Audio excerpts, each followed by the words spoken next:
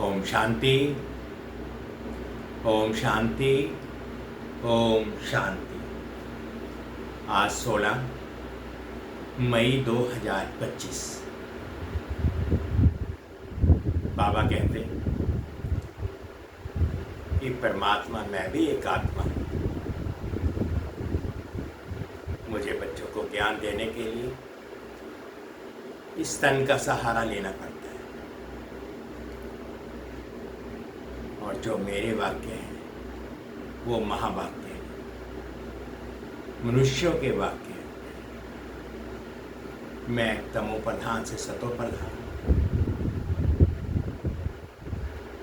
कलयुग से सतयुग की ओर और ऊपर उठाने के लिए, पवित्रता का ताज पहनाने के लिए मैं वाक्य सुनाता हूँ। मेरे महावाक्य हर आत्मा को पवित्र बना देते हैं। मनुष्य के वाक्य किसी को पवित्र नहीं बना सकते। मनुष्य के तो वाक्य वाक्य होते हैं। मैं कांटों से फूल बनाता हूँ, मनुष्य के वाक्य कांटे से कांटे ही बनाते हैं। भक्ति मार्ग में भी भगवान को याद करते हैं, लेकिन भक्त और भगवान का रिश्ता होता है, वो बहुत दूर का रिश्ता होता है। यहाँ मैं बच्चों को पढ़ाता हूँ, बच्चों को ज्ञान देता हूँ, बच्चों के दिल में आता है मेरा बाबा। कितना एक पारिवारिक रिश्ता बन जाता है। तो इसीलिए बाबा मुरली में अपना पाठ पढ़ाते हैं। और आज सुनते हैं बाबा के महावाक्य। आज बाबा कह रहे हैं, मीठे बच्चे, तुम्हारा लव एक बाप से है, क्योंकि तुम्हें बेहद का वर्षा मिलता है। तुम प्यार से कहते हो मेरा बाबा। प्रश्न है, किसी भी देहधारी मनुष्य के बोल की भेंट बाप से नहीं की जा सकती, क्योंकि उत्तर में बाबा कहते हैं, क्योंकि बाप का एक एक बोल महावाक्य है। जिन महावाक्यों को सुनने वाले महान अर्थात पुरुषोत्तम बन जाते हैं। बाप के महावाक्य गुनगुन अर्थात फूल बना देते हैं। मनुष्य के बोल महावाक्य नहीं है, उनसे तो और ही नीचे गिरते जाते हैं। गीत है, बदल जाए दुनिया। ओम शांति। गीत की पहली लाइन में कुछ अर्थ है, बाकी सारा गीत कोई काम का नहीं है। जैसे गीता में है ना, भगवानुवाद, मन मना भाव, मध्याजी भाव। ये अक्षर ठीक है, इसको कहा जाता है आटे में नमक। अब भगवान किसको कहा जाए, ये तो बच्चे अच्छी रीति जान गए। भगवान शिव बाबा को कहा जाता है। शिव बाबा आकर शिवालय रचते हैं। आते कहाँ से हैं, आते कहाँ हैं? आते विश्यालय में है। खुद आकर कहते हैं कि हे मेरे मीठे मीठे लाडले सिकले दे रूहानी बच्चे। सुनती तो आत्मा है ना। बाबा कहते सुनती तो आत्मा ही है। जानते हो हम आत्मा अविनाशी हैं। इसलिए ये देह विनाशी है। बाबा कहते आत्मा तो अविनाशी है और देह विनाशी है। हम आत्मा अब अपने परम पिता परमात्मा से महावाक्य सुन रहे हैं। महावाक्य एक परम पिता परमात्मा के ही हैं जो महान पुरुषोत्तम बनाते हैं। बाकी जो भी महावाक्य गुरु आदि हैं, बाकी जो भी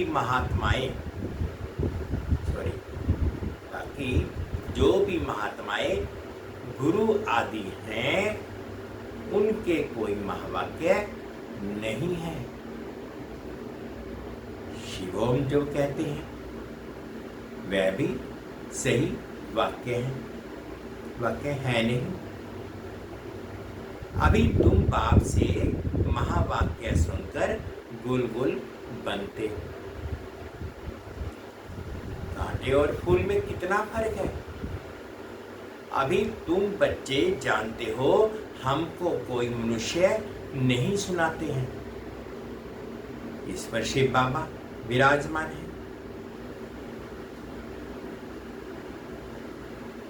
वह भी आत्मा ही है,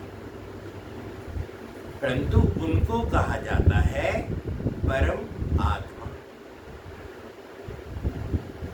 अभी पतित आत्माएं कहती हैं, हे परम पिता, परम बनाने वाला, हे परमात्मा, आओ आकर हमको पावन बनाओ। वह है ही परम पिता, परम बनाने वाला। तुम पुरुषोत्तम अर्थात सब पुरुषों में उत्तम पुरुष बनते हो। वह है देवताएं। परम पिता अक्षर बहुत मीठा है, सर्वव्यापी कह देते हैं तो मीठापन आता नहीं। तुम्हारे में भी बहुत थोड़े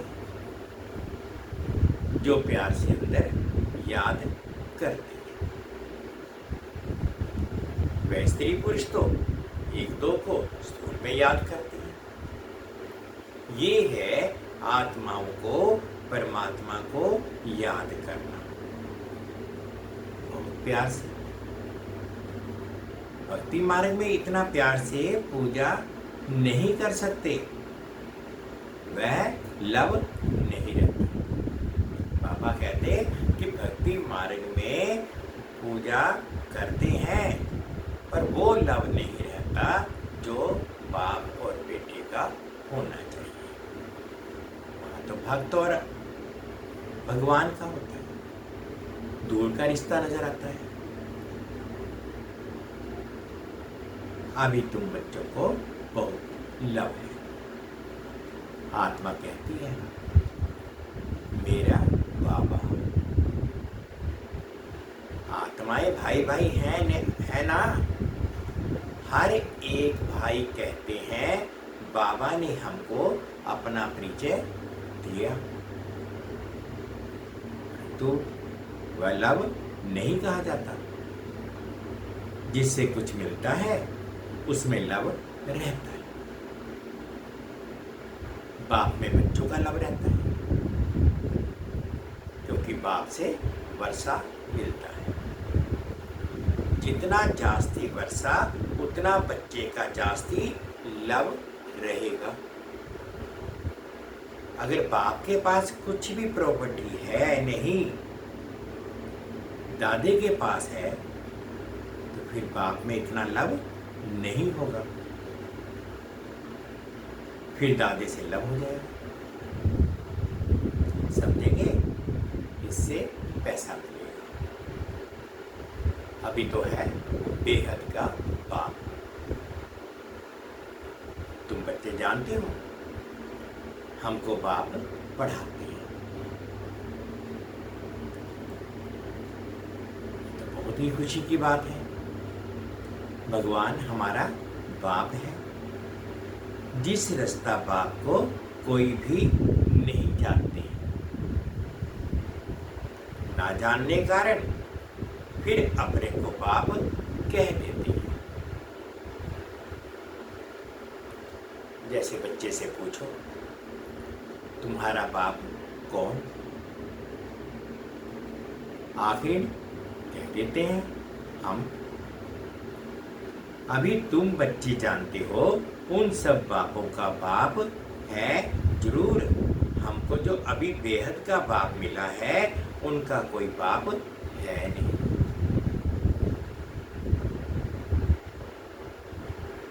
परमपिता परमात्मा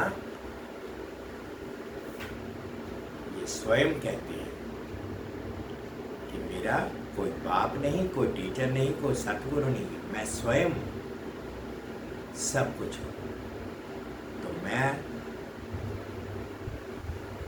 तो ये ऊंच से ऊंच बाप। तो बच्चों के अंदर में खुशी रहनी चाहिए। यात्राओं पर जाते हैं तो वहाँ इतनी खुशी नहीं रहेगी, क्योंकि प्राप्ति कुछ है नहीं, सिर्फ दर्शन करने जाते हैं। मुफ्त में कितने धक्के खाते हैं। एक तो ये टिप्पण घिसी और दूसरा फिर पैसे की टिप्पण घिसती है। पैसे बहुत खर्च करते, प्राप्ति कुछ नहीं। भक्ति मार्ग में अगर आमदनी होती तो भारतवासी बहुत साहूकार हो जाते। बाबा क्या कहते हैं, सुनने की बात है कि इतनी भक्ति भी की, इतनी यात्राएं भी की, विश्वनाथ जिस्म को कष्ट भी दिया। इतनी यात्राएं करने के बाद अगर कोई साहूकार बनता तो आज भारतवासी सारे के सारे साहूकार हो जाते। ये मंदिर आदि बनाने में करोड़ों रुपया खर्च करते हैं। तुम्हारा सोमनाथ का मंदिर एक नहीं था, सब राजाओं के पास मंदिर थे। तुमको कितने पैसे दिए थे? 5000 वर्ष पहले तुमको विश्व का मालिक बनाया था। एक बाबा ही ऐसे कहते हैं, ये सिर्फ एक बाबा ही कहते हैं, परमपिता परमात्मा ही कहते हैं। आज से 5000 वर्ष पहले तुमको राजयोग सिखाकर ऐसा बनाया था। अभी तुम क्या बन गए? बुद्धि में आना चाहिए ना। हम कितना ऊंच थे, पुनर्जन्म लेते लेते एकदम पट आकर पड़े हैं, थोड़ी विश्रमण पड़े हैं।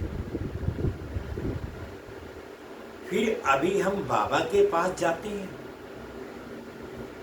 जो बाबा हमको विश्व का मालिक बनाते हैं। ये एक यात्रा है। जबकि आत्माओं को बाप मिलते हैं तो अंदर में लव रहना चाहिए। तो बच्चे जब यहाँ आते हो तो बुद्धि में रहना चाहिए कि हम उस बाप के पास जाते हैं जिनसे हमको फिर से विश्व की बादशाही मिलती है। ये बाप हमको शिक्षा देते हैं। बच्चे दैवी गुण धारण करो, सर्वशक्तिमान पतित पावन मुझ बाप को याद करो। मैं कल्प कल्प आकर कहता हूँ कि मामेकम याद करो तो विकर्म विनाश होंगे। दिल में ये आना चाहिए कि हम बेहद के बाप के पास आए हैं। बाप कहते हैं मैं गुप्त हूं। आत्मा कहती है मैं गुप्त हूं। बाबा कहते हैं जिस प्रकार से आत्मा दिखाई नहीं देती, ये भी गुप्त है, उसी प्रकार से मैं भी दिखाई नहीं देता, मैं भी गुप्त हूं। समझते हो? हम जाते हैं शिव बाबा के पास, ब्रह्मा दादा के पास, जो कंबाइंड है, उनसे हम मिलने जाते हैं, जिससे हम विश्व के मालिक बनते हैं। अंदर में कितनी बेहद खुशी होनी चाहिए। जब मधुबन में आने के लिए अपने घर से निकलते हो तो अंदर में गदगद होना चाहिए। बाप हमको पढ़ाने के लिए आया है, हमको दैवी गुण धारण करने की युक्ति बताते हैं। घर से निकलते समय ही अंदर में ये खुशी रहनी चाहिए। जैसे कन्या पति के साथ मिलती है तो जेवर आदि पहनती है तो मुखड़ा ही खिल जाता है। वे मुखड़ा खिलता है दुख पाने के लिए। बाबा कहती है जब कन्या की शादी होती है तो पति के घर जाती है तो जेवर पहनती है तो मुखड़ा ही खिल जाता है। ये मुखड़ा खिलता है दुख पाने के लिए, तुम्हारा मुखड़ा खिलता है सदा सुख पाने के लिए। तो ऐसे बाप के पास आने समय कितनी खुशी होनी चाहिए। अभी हमको बेहद का बाप मिला है, सतयुग में जाएंगे फिर डिग्री कम हो जाएगी। अभी तो तुम ब्राह्मण ईश्वरीय संतान, भगवान बैठ पढ़ाते हैं, वे हमारा बाप भी है, टीचर भी है, पढ़ाते हैं, फिर पावन बनाकर साथ में भी ले जाएंगे। हम आत्मा अब इस छी रावण राज्य से छूट देंगे। अंदर में अथाह खुशी होनी चाहिए, जबकि बाप विश्व का मालिक बनाते हैं। तो पढ़ाई कितनी अच्छी रीति पढ़नी चाहिए। स्टूडेंट अच्छी रीति पढ़ते हैं तो अच्छे मार्क्स से पास हो जाते हैं। बच्चे कहते हैं बाबा हम तो श्री नारायण बनेंगे, ये है ही सत्यनारायण की कथा, अर्थात नर से नारायण बनने की कथा। वे झूठी कथाएं जन्म जन्मांतर सुनते आए हैं। अभी बाप से एक ही बार तुम सच्ची सच्ची कथा सुनते हो, फिर भक्ति मार्ग में चला आता है। जैसे शिव बाबा ने जन्म लिया उसकी फिर वर्ष वर्ष जयंती मनाते आए। वह कब आया, क्या किया, कुछ भी नहीं जानते। अच्छा, कृष्ण जयंती मनाते हैं, वह भी कब आया, कैसे आया, कुछ भी पता नहीं है। कहते हैं कंसपुरी में आता है। अब वह पति दुनिया में कैसे जन्म लेगा। बच्चों को कितनी खुशी होनी चाहिए, हम बेहद बाबा के पास जाते हैं, अनुभव भी सुनाते हैं। हमको फलाने द्वारा तीर लगा, बाबा आए, बस उस दिन से लेकर हम बाप को ही याद करते हैं। ये है तुम्हारी बड़े से बड़े बाप के पास आने की यात्रा। बाबा तो चैतन्य है, बच्चों के पास जाते भी हैं, वह है जड़ यात्रा।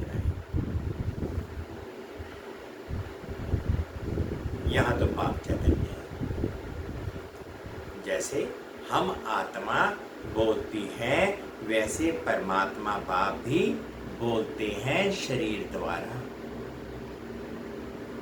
ये पढ़ाई है भविष्य की, 21 जन्म शरीर निर्वाह के लिए, वह सिर्फ इस जन्म के लिए। बाबा कहते भक्ति मार्ग में जो भी हम जप तप दान पुण्य आदि करते हैं वो इस जन्म के लिए है। अब कौन सी पढ़ाई पढ़नी चाहिए व कौन सा धंधा करना चाहिए? बाप कहते हैं दोनों करो। सन्यासियों मिसल घर बार छोड़ जंगल में नहीं जाना है, ये तो प्रवृत्ति मार्ग है ना। दोनों के लिए पढ़ाई है, कोई अच्छा पढ़ेंगे, कोई कम पढ़ेंगे, कोई एकदम झट तीर लग जाएगा। कोई तो दवाई मिसल बोलते हैं, बोलते रहेंगे। कोई कहते हैं हाँ हम समझने की कोशिश करेंगे। कोई कहेंगे ये तो एकांत में समझने की बातें हैं, बस फिर गुम हो जाएंगे।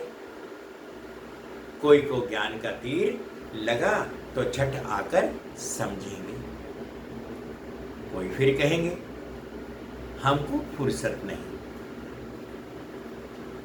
तो समझो तीर लगा नहीं। देखो बाबा को तीर लगा तो फट से छोड़ दिया ना। ये ब्रह्मा बाबा की बात है। जब शिवा बाबा का उनके अंदर आना हुआ, एकदम से उनको साक्षात्कार हो गया और उनको लगा कि मैं तो नारायण कृष्ण बनना। तो उसने सब कुछ कार्यभार छोड़ दिया। बाबा को तीर लगा तो फट से छोड़ दिया ना, समझा बात शायद होती है। उनके आगे ये क्या है? हमको तो बाप से रजाई लेनी है। अभी बाप कहते हैं वह धंधा आदि भी करो, सिर्फ एक हफ्ता एक अच्छी रीति समझो।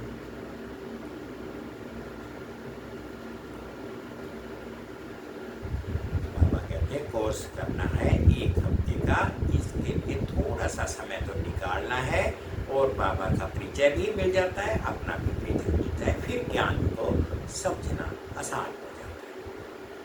गृहस्थ व्यवहार भी संभालना है, रचना की पालना भी करनी है। वह तो रच कर फिर भाग जाती है। बाप कहते हैं तुमने रचा है, फिर अच्छी रीति संभालो। समझो स्त्री अथवा बच्चे तुम्हारा कहना मानते हैं तो सबूत है, नहीं समझते हैं तो कपूत है। सपूत और कपूत का पता पड़ जाता है ना। बाप कहते हैं तुम श्रीमत पर चलेंगे तो श्रेष्ठ बनेंगे, नहीं तो वर्षा मिल ना सके।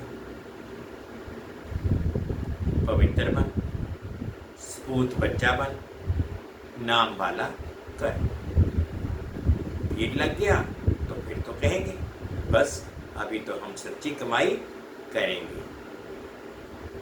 बाप आए हैं शिवालय में ले जाने, तो शिवालय में जाने के लिए फिर लायक बनना है, मेहनत है।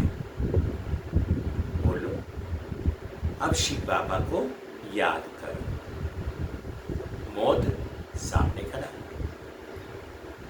कल्याण तो उनका भी करना है ना। बोलो अब याद करो तो भी कर्म विनाश होंगे। तुम बच्चियों का फर्ज है पियर घर और ससुर घर का उद्धार करना, जबकि तुम्हें बुलावा होता है, तो तुम्हारा फर्ज है उनका कल्याण करना, रहम दिल बनना।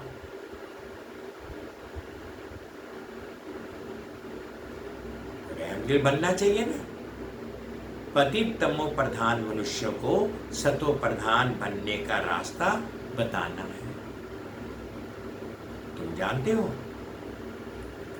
हर चीज नई से पुरानी जरूर होती है। नरक में सब पतित आत्माएं हैं, तब तो गंगा में स्नान करने पावन होने जाते हैं।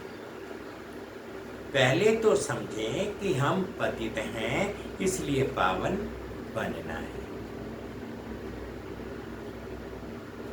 मनुष्य तो समझते ही नहीं कभी कि हम पतित हैं। किसी को पतित कह दो तो क्रोधित हो जाता है। फिर गंगा में स्नान करने जाते हैं, हम तो पतित हैं। मंदिरों में जाते हैं, वहां भी बोलते हैं हम निर्गुण, आने में कोई गुण नहीं, हम पतित हैं, हमें पावन बना। बोलने में तो तेज हैं और सुनने में क्रोधित हो जाते हैं। इसलिए पावन बनना है। बाप आत्माओं को कहते हैं मुझे याद करो, तो तुम्हारे पाप नष्ट हो जाएंगे। साधु संत आदि जो भी हैं, सबको ये मेरा पैगाम दो कि बाप कहते हैं मुझे याद करो। इस योग अग्नि से अथवा याद की यात्रा से तुम्हारी खाद निकलती जाएगी।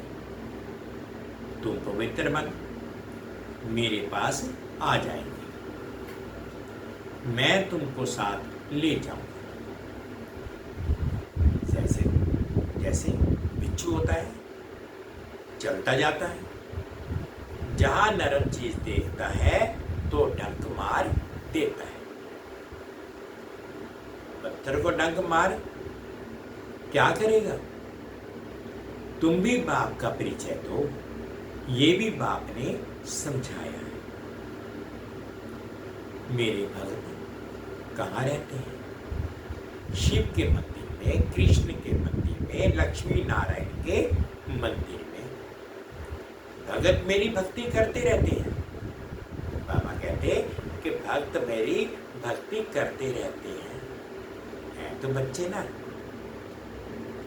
मेरे से राज्य लिया था, अब पूज्य से पुजारी बन गए हैं। देवताओं के भक्त है ना। नंबर 1 है शिव की अव्याभिचारी भक्ति। फिर गिरते गिरते अभी तो भूत पूजा करने लगे। शिव के पुजारियों को समझाने में सहज होगा। ये सब आत्माओं का बाप शिव बाबा है। स्वर्ग का वर्षा देते हैं। अभी बाप कहते हैं मुझे याद कर, तो भी कर विनाश। हम तुमको पैगाम देते हैं। अब बाप कहते हैं पतित पावन ज्ञान का सागर मैं हूं। ज्ञान भी सुना रहा, पावन बनने के लिए योग भी सिखा रहा हूं।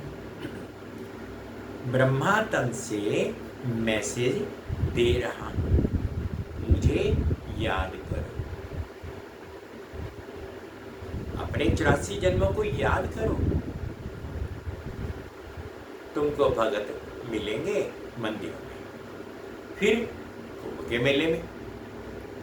वहां तुम समझा सकते हो पतित पावन गंगा है या परमात्मा। तो बच्चों को ये खुशी रहनी चाहिए कि हम किसके पास जाते हैं। कितना सारा क्या पढ़ाई लिखाई। शिव बाबा क्या करें, जो बड़ा आदमी दिखाई पड़े, सन्यासी कपड़े तो पहन नहीं सकते। बाप कहते हैं मैं तो साधारण धन लेता हूं। तुम ही राय दो कि मैं क्या करूं। इस रथ को क्या श्रृंगारूं। व्यवसाय का घोड़ा निकालते हैं, उनको श्रृंगारते हैं।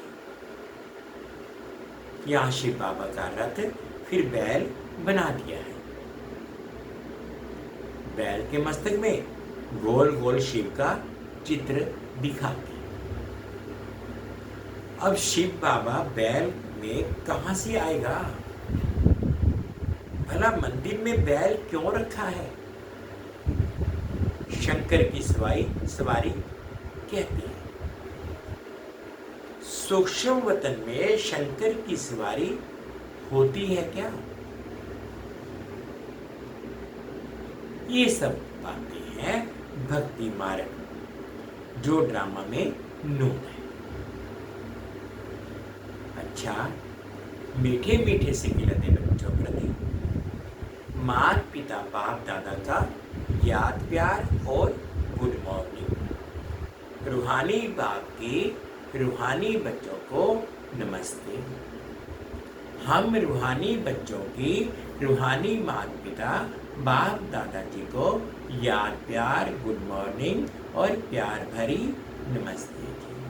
ओम शांति, ओम शांति। शुक्रिया बाबा, शुक्रिया। अब धारणा के लिए मुख्य सार में फर्स्ट पॉइंट में बाबा कहते हैं अपने आप से प्रतिज्ञा करनी है कि अभी हम सच्ची कमाई करेंगे। स्वयं को शिवालय में चलने के लायक बनाएंगे। सपूत बच्चा बनकर श्रीमत पर चलकर बाप का नाम बाला करेंगे। सेकंड पॉइंट पे बाबा ने कहा रहम दिल मन तमो प्रधान मनुष्यों को सतो प्रधान बनाना है। सबका कल्याण करना है। मौत के पहले सबको बाप की याद दिलानी है। आज बाबा ने मीठा मीठा वरदान दिया, अनुभव किया। हर मनुष्य आत्मा को अपने तीनों कालों का दर्शन कराने वाले दिव्य दर्पण भव। हर मनुष्य आत्मा को अपने तीनों कालों का दर्शन कराने वाले दिव्य दर्पण भव। आप बच्चे अब ऐसी दिव्य दर्पण बनो जिस दर्पण द्वारा हर मनुष्य आत्मा अपने तीनों कालों का दर्शन कर सके।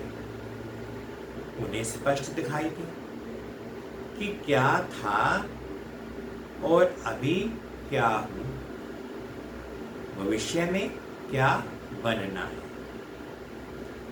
जब जानेंगे अर्थात अनुभव करेंगे व देखेंगे कि अनेक जन्मों की प्यास व अनेक जन्मों की आशाएं मुक्ति में जाने की व स्वर्ग में जाने की अभी पूर्ण होने वाली है, तो सहज ही बाप से वर्षा लेने के लिए आकर्षित होते हुए आएंगे।